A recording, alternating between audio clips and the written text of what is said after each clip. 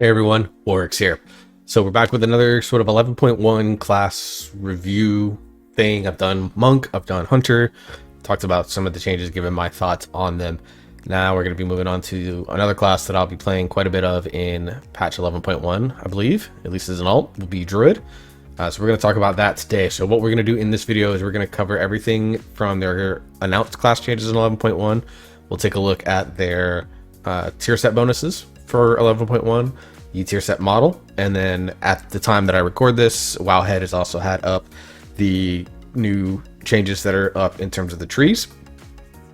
So we'll kind of take a look at that for at least for the specs that have big ones. As you can see, Guardian Druid up here at the top of the screen. We'll take a small peek at that because Guardian Druid is the spec that I'm most known on playing for my Druid. Excuse me, sorry.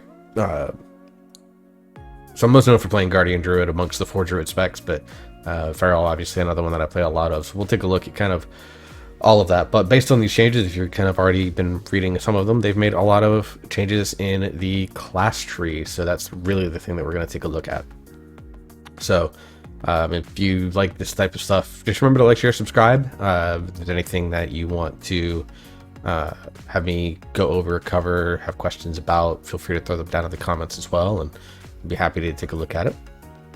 So let's start with this class tree stuff. So many talent positions have changed around in the tree. So we'll take a look at that and kind of see if this attempt, I believe this is attempt number 4 at this class tree, trying to make it not the worst class tree in the game. So we'll see. New talent, Grievous Wounds, Rake, Rip, and Thrash damage increased by 10%. Okay, it's a very basic one that definitely Guardian and Feral will take. And then Rusto definitely will take. New talent, Gale Winds, increased Typhoon radius by 20%, and it's ranged by 5 yards. And then there's also a second one here, Incessant Tempest, reduces the cooldown of Typhoon by 5 seconds. I'm assuming that's going to be some sort of choice node. It's usually been the case. Obviously some big PvP influences, but I actually think especially for Bear and for Balanced Druid, who historically take both of these talents, or who historically, at least so far this expansion, have been taking Typhoon in their builds. I think there is a decent chance you could find yourself picking either one of these just to get that extra stop, that extra mob control. So I would probably say you would take Incessant Tempest if you have to pick one, versus getting a longer range. But who knows? We'll take a look. Circle of the Wild. Physical damage dealt by your abilities increased by 5% and is 25% for Restoration Druids. So it's pretty obvious who's going to take that. Guardian and Feral Druids are going to want that pretty much all the time. And then Circle of the Heavens. Magical damage dealt by your spells increased by 5%, 25% for Restoration Druids. Again, I'm going to assume this is probably a choice node, because if you can get both, then Bear Druid is probably going to grab both. Certain Cat Feral builds will take it, because there are builds where you run both Lunar Inspiration and Adaptive Swarm, which are not physical damage. So if you can get a little more damage on those, and it's not too much of a waste of talent point to out of your way to grab, want to do that. And then obviously Moonkin Druid's going to grab the magic damage side if it's not a choice node. And then as a Restoration Druid, again, if you can get both, interesting, but it's possible that you may only be able to go after one, in which case it's possible you could get your choice of how you want to deal your damage when you're not healing. I've always preferred what I dub the boomboxing side of things. So when you're not throwing out heals, you're using Rash, Starfire, Moonfire, Sunfire to deal damage. Although there's not really a ton of support for it in the class tree overall, or at least there hasn't been. And there's not a entire hero talent build that is dedicated to weaving your damage for boomboxing like there is for Wildstalker, which is weaving Cat and Restoration Druid. So we'll see what Restoration Druid would want to do with it, but I still think if you can't get both, you're going to end up probably taking Circle of the Wild and still running Wildstalker. But there is some potential that if you run Keeper of the Grove builds, you can grab your Circle of the Heavens and see what happens, but I don't think it's going to be as much damage. Lakar's Meditation. You retain Lakar's teachings bonus from your most recent form for 5 seconds after shifting out of it. The most obvious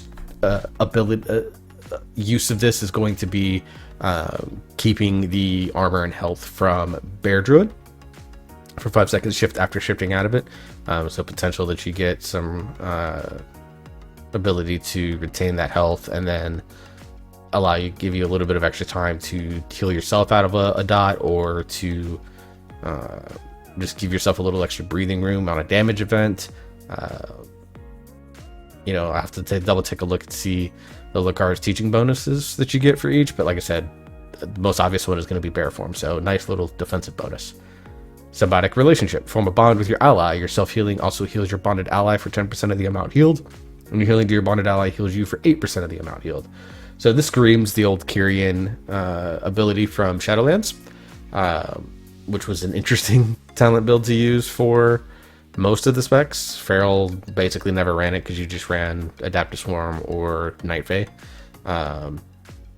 But this has some potential, obviously, for Bear Druid, which has a lot of self-healing through rejuvenation, frenzy regeneration, renewal, and then after the wildfire, straight up leech, things like that. Dream of Scenarios, if you take that.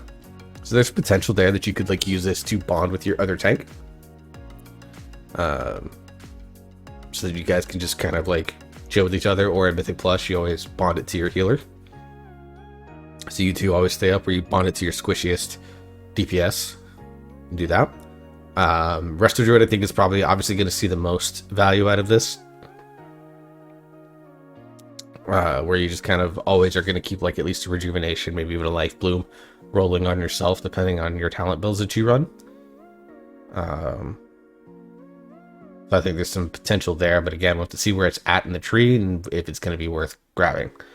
Ascender's Renewal. When a hit deals more than 12% of your maximum health, instantly heal for 10% of your health. This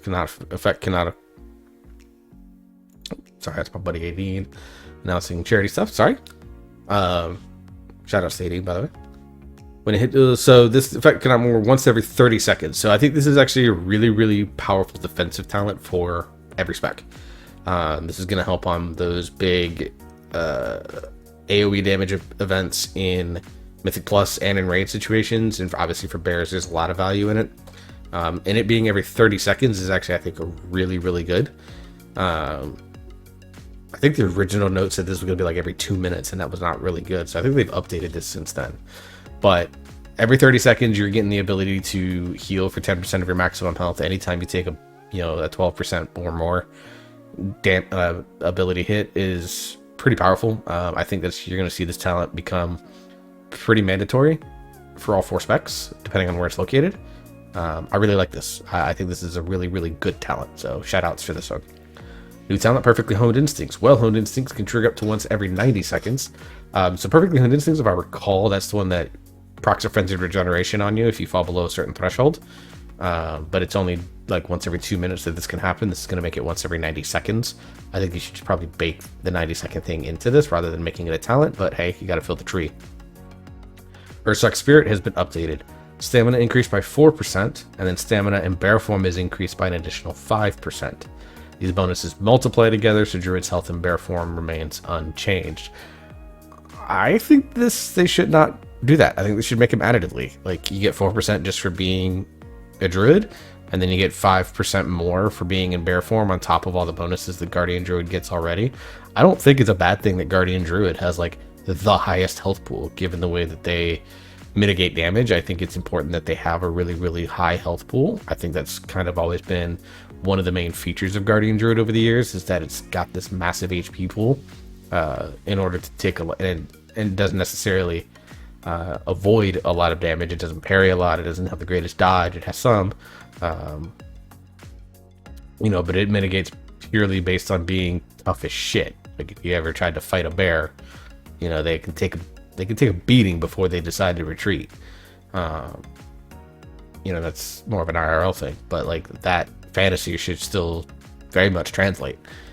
So bears having the highest HP pool of all the tanks, I think, is something that needs to be returned to Guardian Druid if it's not already. Let's scroll down just a little bit.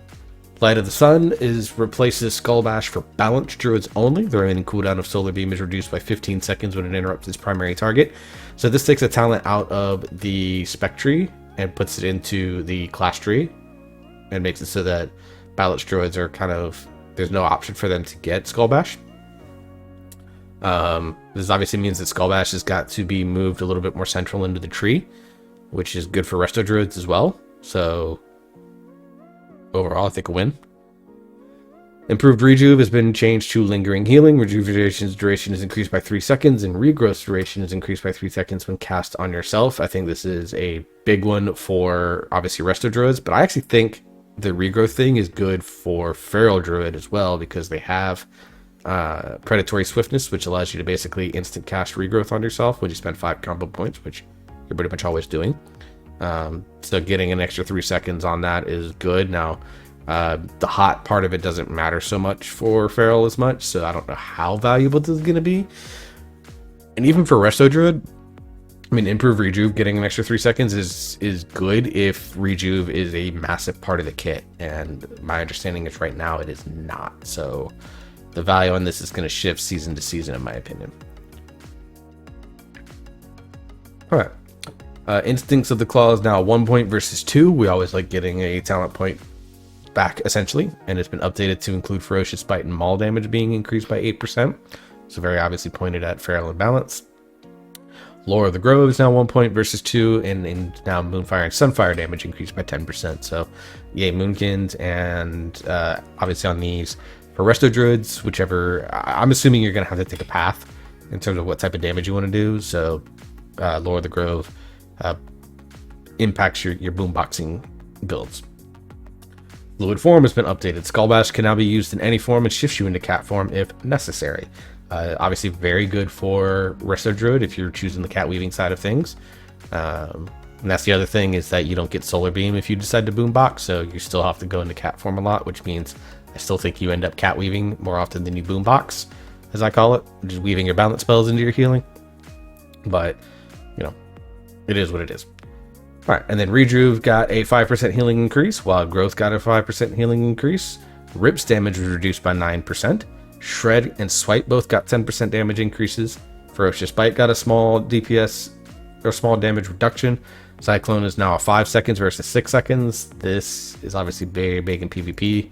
It's a little bit bad. Disorienting Run now breaks on a small damage threshold instead of any damage. This is something that is being done across the board with a ton of different talents. And then Rising Light, Falling Night has been removed. I think that's good. I think it's a novel experiment. And I think they should probably look into doing the same with Night Elves, where, like, depending on the time of day, you get a different bonus. But I mean, the majority of the WoW player base plays in the evenings, so they were only really getting the night bonus. All right. Ravage damage also got a reduction for Druid of the Claw, which is probably okay because Bear Druid in particular in Raid was taking major advantage of this, although that's kind of fallen off a little bit over the last couple of months, I've noticed. As some of it's just less people are playing Bear Druid now, but versus like Prop Paladin or Blood Decay or whatever the case may be for their raid prog. But this is probably okay. And for Feral, they weren't seeing a ton. Like, I was seeing some Druid of the Claw being played, but I think Wildstalker just fits the kit a little bit better and how Feral's overall damage profile is. So I don't know how much this is going to impact. Probably means that Feral's going to need some individual damage tuning. We'll see if they get it. Alright, for Balanced Druid, Sunfire is now at level 10 baseline, and then again, Light of the Sun was moved to the class tree, and Sunfire was removed as a talent tree because it was now moved there. So we'll see.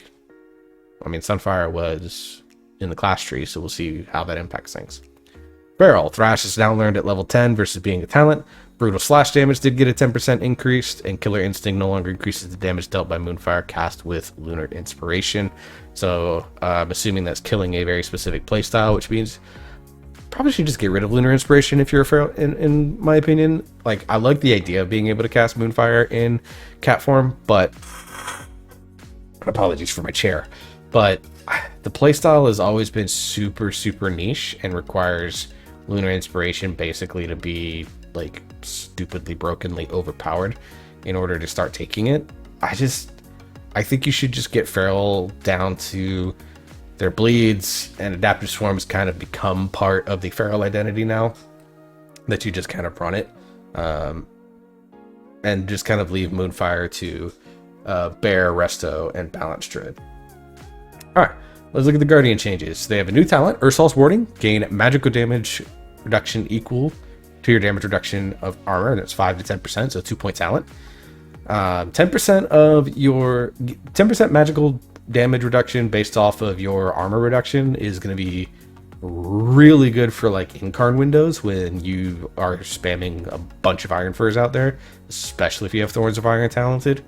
So if you have, say, 50,000 armor and you have this here, you're going to gain, see, 10% of that is going to be like 5,000 man. You know, I'm assuming it's a percentage. So let's just say you are getting 50% damage reduction from armor. You're getting, 5% DR on that in that case. 5% magic DR is actually pretty big if you're getting 50% damage reduction from armor. So it's going to vary depending on how well, again, this talent's going to have varying value depending on your Iron Fur stacks, but very good. 2-point talent feels a little steep, but it also is going to potentially, I think it's replacing Layered Mane as a talent, which means from a point perspective, it's going to sit right where it is in the tree. The question is how do you get it? We'll be curious. We'll take a look at it. Reinvigoration has been updated. Frenzy Regen heals for 2 additional seconds and cast Rejuve and Regrowth at 200% effectiveness. So this is just really diving into giving you a big self-sustain profile. Again, Reinvigoration is an interesting talent because it's in a position where it competes with something like the Tooth and Claw setup. And so that's always going to make it a little bit more difficult. I don't know if you're going to be able to find a way to get this, but it does give you interesting self-healing options. I don't see a lot of value in the talent personally, but it's interesting at least, so I'll take that. Verdant Heart is now learned at level 10. That's fine. Say, again, get a talent point reduced.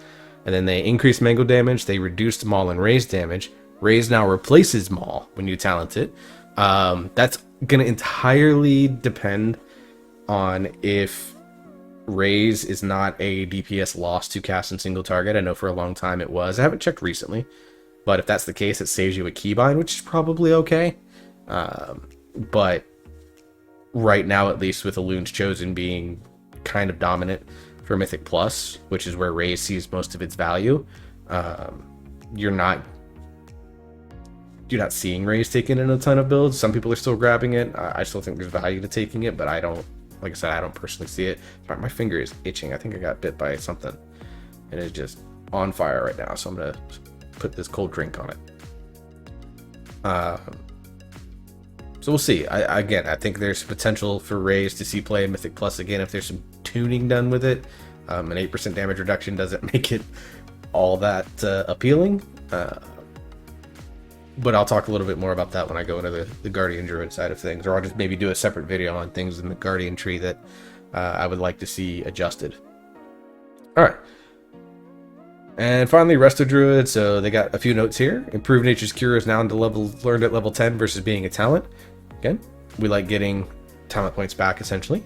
Mastery Harmony. Effectiveness increased by 30%, but reduces its bonus with each additional heal over time effect. Developer's note. This is update to Mastery Harmony is intended to reward a more heavily the first few heal over time effects applied to allies, while tempering the scaling at large heal over time counts. The scaling will always still make it a bonus to have additional heal over time effects on targets. So I think the little bit of chatter I've heard about this, there's been a very big divide on this. Some people really like this change because it makes mastery more valuable more quickly. Some people hate it because it kind of hurts some of the skill expression that came with Resto Druid. My stance is I think this change overall is fine. Resto Druid is one of the higher skill ceiling healers. I think it Discipline Priest and Preservation Evoker in terms of how to, and Holy Paladin, like those 4 healers are all like very hard to play really well. So anytime you can lower a skill ceiling and make a spec a little bit more user friendly, I'm always in for. And as someone that's looking to pick back up Restoration Druid, either towards the end of this current patch or just next patch, just kind of playing with it. I am very much okay with this change, I think. Also think it makes Resto Druid even more powerful in Mythic Plus, so that'll be interesting. But I also think it makes it better in Raid, where for like smaller raid groups. So if you're in like a 10-person raid group or a 13-person raid group or something like that, you're actually going to be able to gain more mastery value quicker. So overall, I think this is probably a good change. It helps Resto Druid, definitely in smaller groups. If you're in a 30-person raid team, you're probably not going to notice that much of a difference. So we'll see. It's an interesting change. I'm sure the Resto Druid math nerds out there are already doing, or already have done, some calculations, but once PTR is released after the first of the year, we'll definitely be taking a look at this, I think. All right. Tranquility channel time reduced to 5 seconds versus 8 seconds, but its total healing is unchanged. I think this is a massive change. Anytime you can get your total healing the same without lowering the duration that it ticks in, makes it a much more effective raid cooldown. And it makes it a little less prone to things like having to do heavy movement. So big plus on that. I'm a big fan of this change. Nature Swiftness now increases the healing growth by 200% versus 100%, so just makes your oh shit button an even better oh shit button. Still don't, I think Nature Swiftness is still on the GCD. If it's not, it doesn't need to be. But it does give you kind of like an oh shit, this person's in danger heal that I wasn't prepared for, and makes that heal feel a lot more powerful. So that's fine. Flourish also gives you an initial heal effect on affected allies, which is a good change in my opinion. And then all damage reduced by 20%. But there is a developer's note here.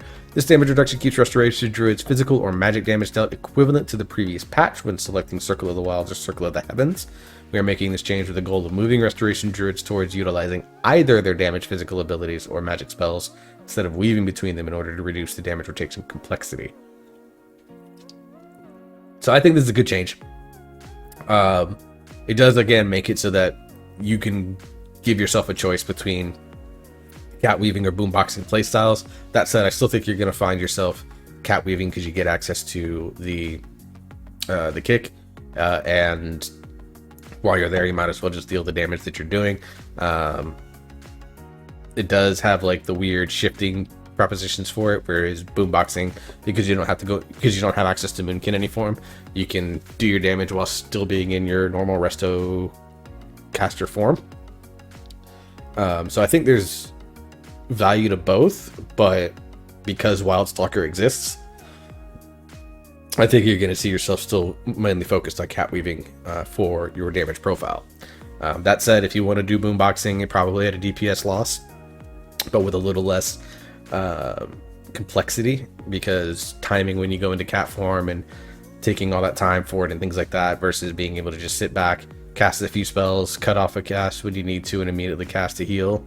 I think there's like the floor on boomboxing is a little bit easier to get into, whereas the floor on cat weaving is going to be like, they're like this is cat weaving, this is boomboxing, but then the ceiling on both is probably more like this, where cat weaving has a higher ceiling, boomboxing has a lower ceiling on what you can do with it. So overall, I think most of these changes are pretty solid. A couple of talents, like I said, the reinvigoration talent for Bear, I'm not super enthused about. Ursul's Warding, it's replacing, I'm assuming it's going in where Layered Main is at, so we'll have to see, like, is it going to be worth dropping stuff for? Again, people that are more math nerds will be able to tell me.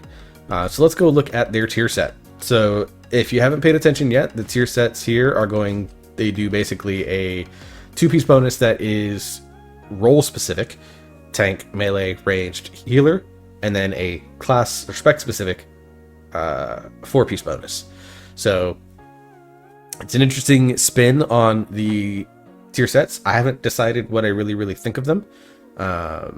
I've also kind of said, as I said in the Monk video, that I wouldn't necessarily be upset that tier goes away, because for the most part, tier is either very non-impactful or very bad for your spec.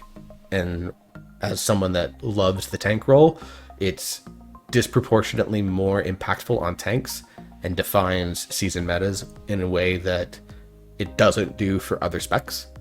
Like, you could give Survival Hunter the greatest tier set bonus of all time, which they did get in Shadowlands Season 3, and that was the only reason that you brought them in. That's an outlier situation. In most cases, you know, Feral's 2-piece set or tier set, or you think about these more underrepresented and underplayed specs. You look at, you know, the Rogue tier sets, you look at the Druid, Windwalker, Survival, you know, for a long time, Affliction Lock, things like that. Like, they could get great tier sets and it wouldn't necessarily, that are not busted, and it still wouldn't change things.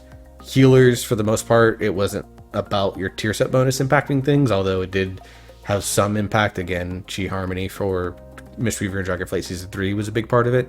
But for tanks, like, if you have a good tank tier set, you have a much better chance of becoming the meta tank for that patch than if you have a meh or not good tank tier set.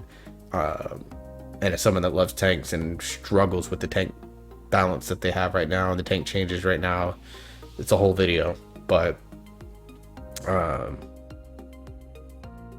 I kind of have said, and I think I stand by it more each day, I wouldn't hate if they just removed tier and then created regular items that had cool effects. Like, give us a weapon that does something fun. Give us, you know, or give us like a weapon that has a trinket effect on it, or give us a give a weapon that, you know, or like 2 weapons that are like very clearly tank weapons. So like a 2-handed, a 1-handed, and a Nagi staff that gives like a cheat death proc on it. You know, yes, it pigeonholes every tank into getting that item because you're going to get a cheat death for free, but it allows for more variety of setups. I'd rather pigeonhole into one. Like, you're much less likely to replace things like a weapon or, you know, a neck piece or a cloak that has a powerful effect on it than you are trinkets. So giving trinket effects on other weapons or other accessories or other armor pieces, I think, is a much more interesting way for gearing than pigeonholing 4 pieces of your gear every time. And the stats on them may not necessarily be the greatest for your spec. Like, you know, for example, Brewmaster does not want haste almost at all, yet 3 of their tier pieces have haste on them. So I'm required to at least get 2 of them because I have to have that. So I'm taking suboptimal stats just because I have to get the tier set bonus. Whereas in my idea, where you give items trinket-like effects, you know, you can, you know, put them on. Like, if you want to give like a cheat death on a weapon, you can give different one. Like, you can give like maybe 2 or 3 of them. Like, Guardian Druid prefers haste verse, Brewmaster prefers crit verse. Maybe you give us like a verse mastery weapon, or I'll take that hit on one of my stats not being great, but gives me versatility, and do that as an example. Anyways, enough on that tangent. Let's look at the bonuses for balanced Druid. So the 2-piece for ranged DPS is Jackpot. So basically, your damaging spells have a chance to hit a jackpot, which grows a wild mushroom at a nearby enemy's location at true effectiveness. Casting Celestial Alignment or Incarn, whichever one you choose into your talent tree, always generates jackpot. Wild mushroom is interesting because I've been a big fan of wild mushroom, but it's never been tuned all that well. So now that it's giving you basically a free wild mushroom, I wonder if it's going to impact your ability to spec into those mushrooms even more. And then the 4-piece for bonus is Starfall and Star Surge. Damage against targets affected by your mushroom. Dot effect is increased by 20%. So if your target is gotten hit by a mushroom, then Starfall and Star Surge, your AP spenders are doing more. So very bland set bonus in terms of rotational impact. There's almost none to it. It just means that occasionally you're going to just do more damage. So your extra damage is kind of RNG.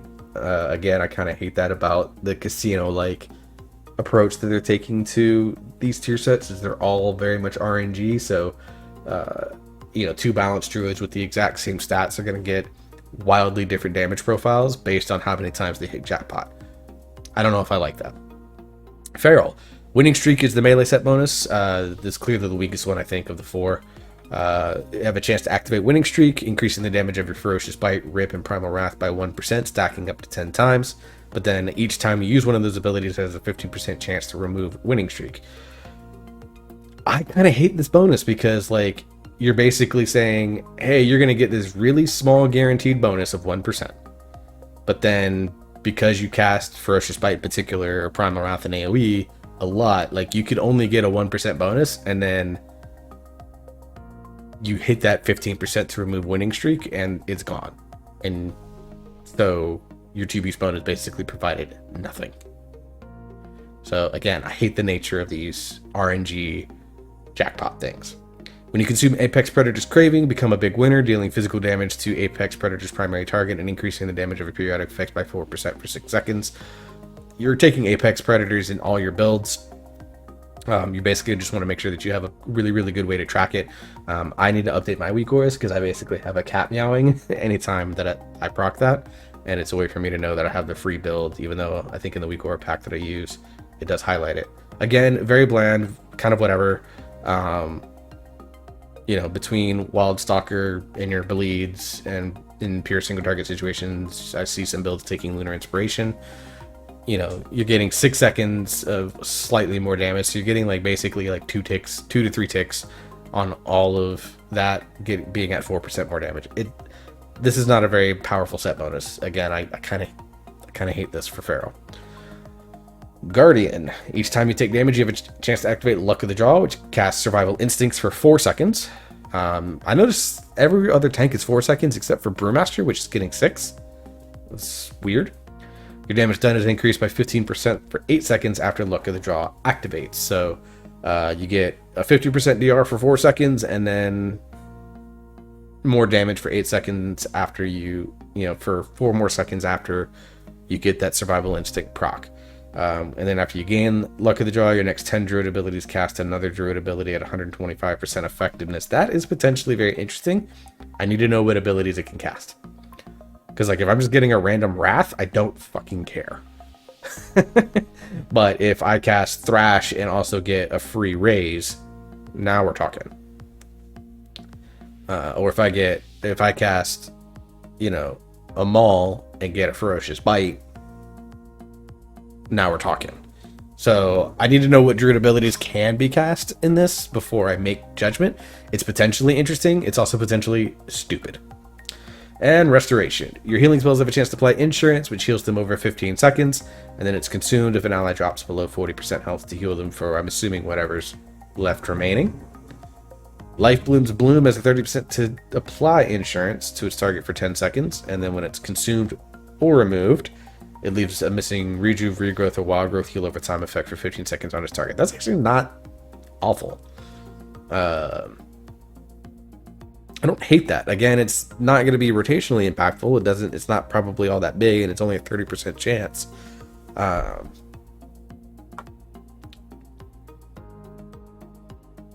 You know, so it's all going to kind of depend on how often you can apply Insurance and how many targets you can spread it to. This is probably the best of the 4 in my opinion. So I find that interesting. So we'll see. Overall, I think Druids shouldn't be too happy with no matter what Druid spec you play. Resto, you're at least a little intrigued by this, but it's a 30% chance, and that's, I mean, like, all of these are mega RNG, as is, you know, the other specs too. They also getting some RNG, but like Druid, if I recall the Hunter ones, like, let me scroll down to Hunter, like, you know, consuming Lock and Load, you get quite a few Lock and Load procs.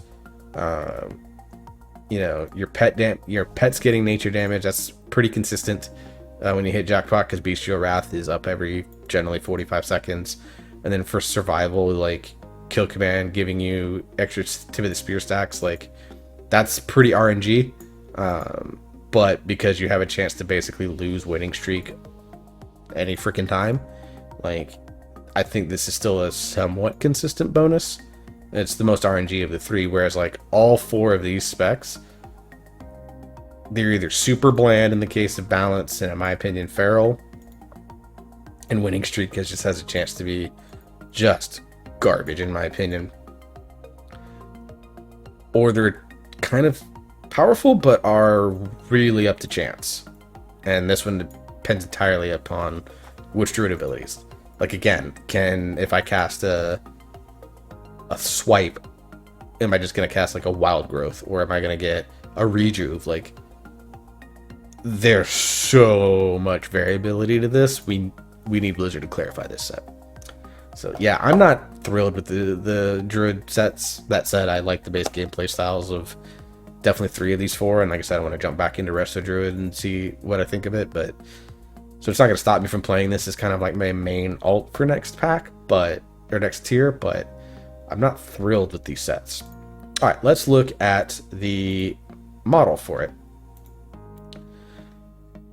So this is very stereotypical. We get like these big nature-based branch-looking horns that is very common on all the Druid tier sets. I'm going to assume this is the LFR model. The green effects on the shoulders and helm aren't bad, but the rest of it being like a gold and black color just feels very generic and boring. And then here we're getting this like dark gray, beige purple with blue effects. Again, kind of generic.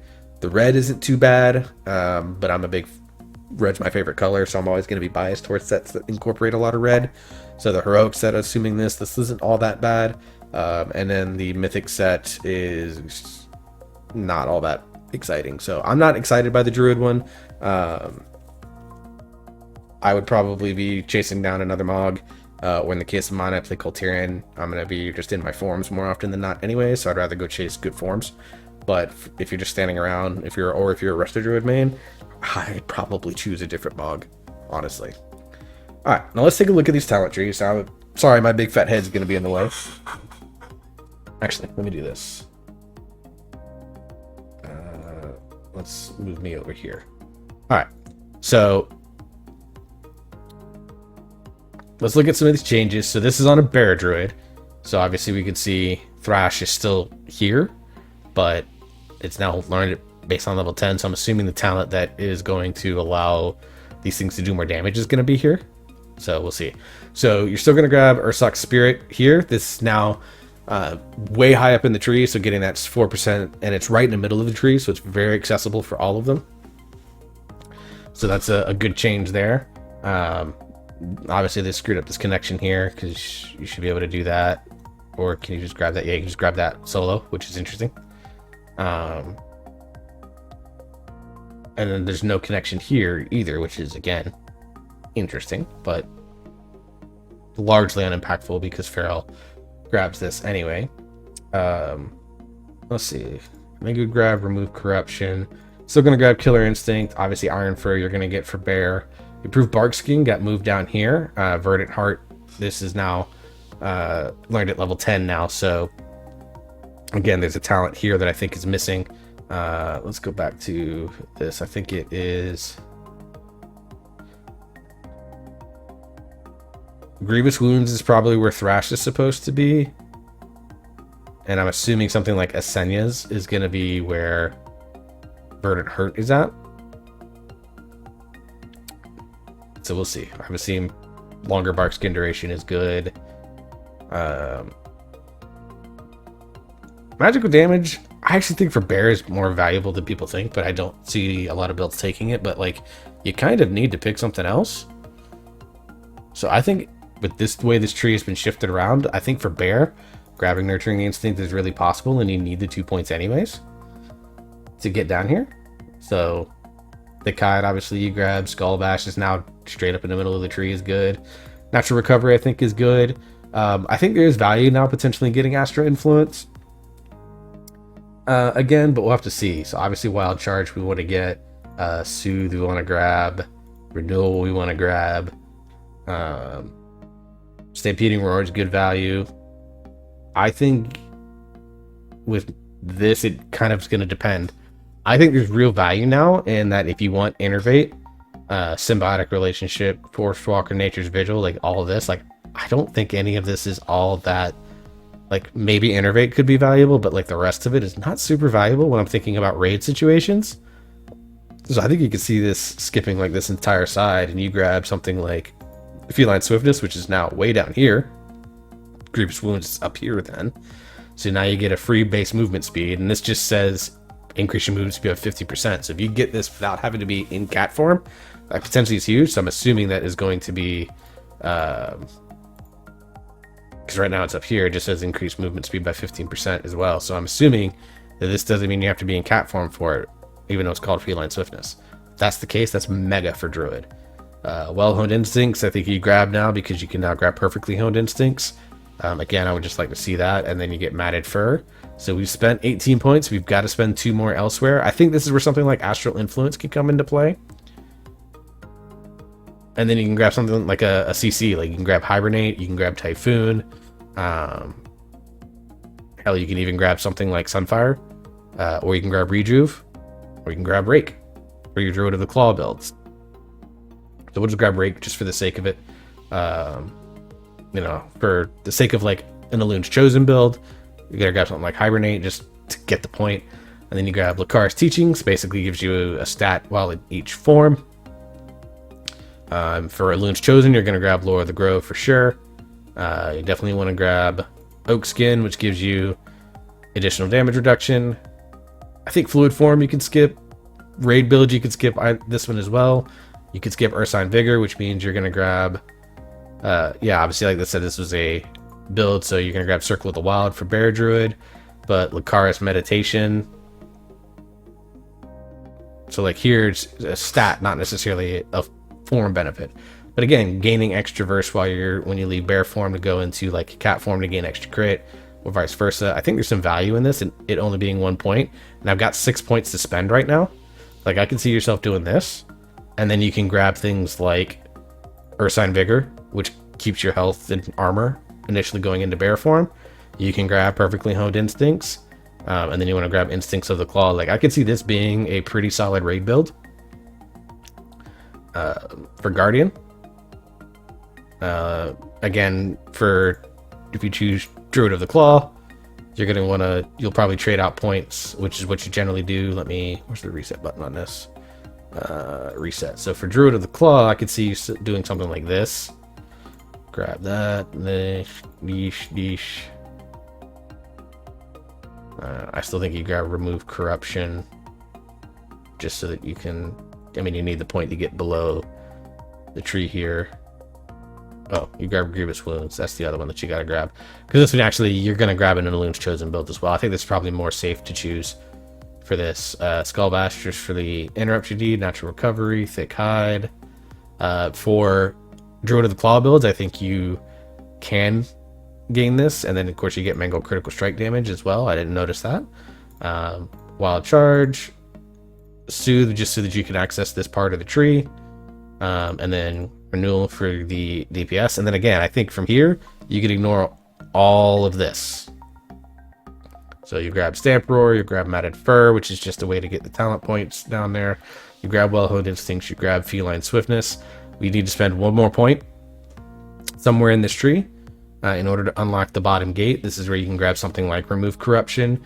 You can grab, I think probably Remove Corruption is your best choice here. And then you grab Lakar's Teachings, so that when you're shifting, you get your verse in your cat form. Again, you're going to definitely grab Circle of the Wind. Lakar is obviously Druid of the Claw because of the way that the playstyle is. Instincts of the Claw you're going to grab. For Druid of the Claw, I think Lore of the Grove is still valuable, and then you have 3 points here. So you can grab Oak Skin. Probably perfect. You can either trade this between Ursine Vigor and Perfectly Honed Instincts, but I'm going to grab Perfectly Honed Instincts as a little bit more of a defensive build, and then Fluid Form. So I think this is kind of what you play for your class talents now in a raid build. Like I said, some points that you could possibly change around is to grab things like Nurturing Instincts and Astral Influence, but I mean, with this Thrash being a big part of your damage, gaining more, you can do that, but you know, it being tied to strictly Rake kind of sucks, but is what it is. So like, I think there's a possibility you could switch that out in order to grab, like trade these 3 points out right here in order to grab 2 points here, and then Astral Influence. I think there's a real value in that for Elun's Chosen, is gaining 6% damage on Moonfire, which you spread out a lot.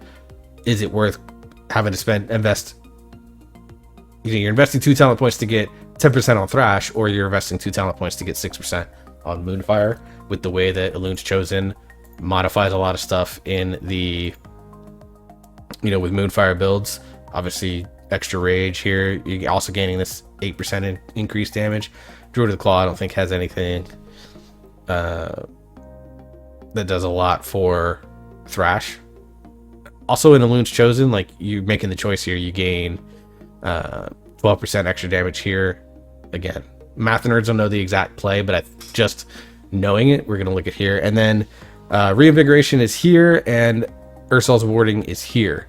Now, the standard play right now is that you are grabbing kind of like this play here. And then you grab Vulnerable Flesh into Tooth and Claw, because Tooth and Claw is just so fucking powerful. And then I've seen the most standard build grab Survival of the Fittest and then grabs After the Wildfire. And this is kind of the play. Now, I have seen some builds that don't take this anymore. So you take this and remove that. So can you go like this route, get more armor, which means more DR from magic damage? I think if a dungeon is heavy magic damage, or a raid fight is heavy magic damage, it's worth giving up Survival of the Fittest and After the Wildfire in order to gain that, because you're still getting good frenzied regen healing, you're still getting renewal, and then you still have, so you like have good damage there.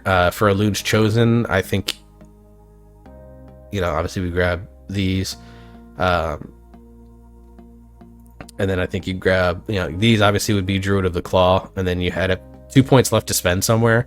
So for Druid of the Claw, I could actually see you potentially grabbing something like Reinvigoration, or you grab Vicious Cycle, or you come over here and grab Survival of the Fittest. For Elun's Chosen builds, you obviously grab Fury of Nature, and then you come grab these. Not that, sorry. Moonless Night, Mist, Galactic Guardian, Twin Moonfire, Lunar Beam. This is kind of like your main thing, and then you have 4 other points to spend. You obviously grab Incarn, Ursoc's Guidance, Circle of Life and Death, and then you have like, you know, a point to spend somewhere. You can grab Rend and Tear is probably your best option here,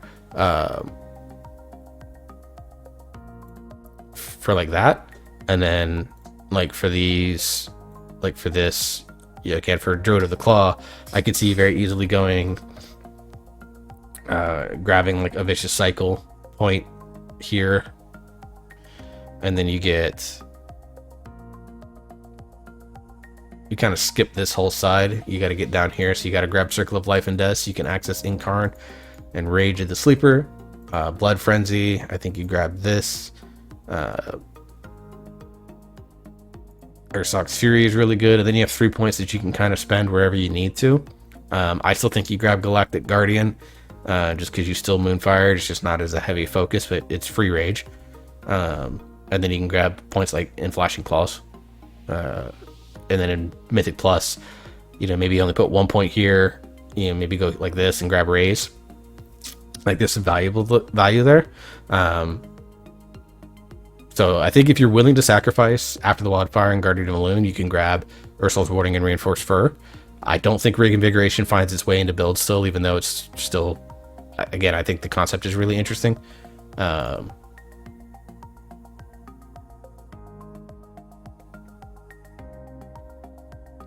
You know, you can do something like grab a second Survival Instincts charge as well, or grab Dream of Cenarius, which is a good heal that plays off the fact that you're missing After the Wildfire, and then grab the rest of the build for Druid of the Claw. So like some interesting possibilities there, but I think the class tree is the big thing. I think overall this is a much better setup. I think there's a lot more fluid options when I look at like Resto Druid. I hate the fact that you're kind of pushing one of these CC talents in there. And in raid builds, you would just drop something like Fluid Form to grab like Ursol's Vortex. You could grab Improved Stamp Roar to grab like Typhoon. For Bear, and probably, I don't think this is that much different for Feral either. In terms of what you grab for Feral, you could maybe trade out something like Matted Fur to grab Maim, give you a little bit of extra control. I think that's a possibility, which I don't hate the idea. Balanced Druid, obviously you grab things like Astral Influence, you grab Starlight Conduit, you're grabbing Improved Sunfire, you're grabbing Nurturing Instinct. Like, basically you're trading out this side of the tree for this side of the tree. But the changes that have been made here, I do like the Ursoc Spirit is more centralized. Remove Corruption's much more easily accessible for all the specs. Skull Bash is much more centralized for Resto Druids in particular. And then the bottom of this tree, I think, is a lot better. So overall, really, really nice bonuses. I got a little tangentity there looking into the talent builds. I'll play around with those as we get into PTR for all the specs that I'm covering. So if you made it this far, I really, really do appreciate it. Again, like, share, subscribe if you like this content and want to see more of it. Till the next video, hope you all stay safe. Hope you enjoy yourself. You're having fun. You keep on gaming, and we'll see you next time.